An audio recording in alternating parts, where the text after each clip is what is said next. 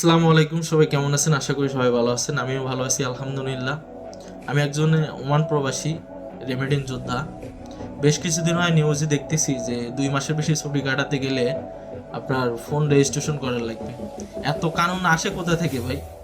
আমরা যাই 2 4 5 দিন থাকি বা 1 2 মাস 3 মাস থাকি, এগুলো কানুন আসে কোথা থেকে বুঝি না। 2 দিন পর 3 দিন পর আপনারা কানুন চেঞ্জ করে ফেলান যে 2টার বেশি 3টার বেশি, মনে করেন যে 2টার বেশি ফোন নিয়ে গেলে আপনার ভ্যাট দিতে হবে, 3টা নিয়ে গেলে ভ্যাট দিতে হবে 50% বা 70%।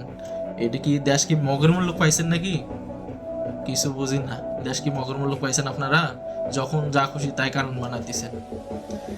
আর আমি ওমান প্রবাসীর পক্ষ থেকে বলতেছি যে আপনারা যেগুলো যারা প্রবাসী আছেন, অনেক জায়গায় আছে প্রবাসীরা যারা আছেন মধ্যপ্রাচ্যতে বা অনেক অনেক দেশে আছেন, সবার উদ্দেশ্যে বলতেছি আপনারা ব্যাংকে টাকা পাঠায়েন না, রেমিটেন্স বন্ধ করে দেন আবার।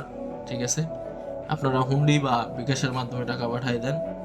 আমিও এখন থেকে হুন্ডি বা বিকাশে টাকা পাঠাবো।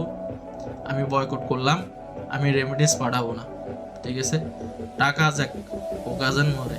ঠিক আছে, শোধ করে দেওয়া পোধ করে তুলবো।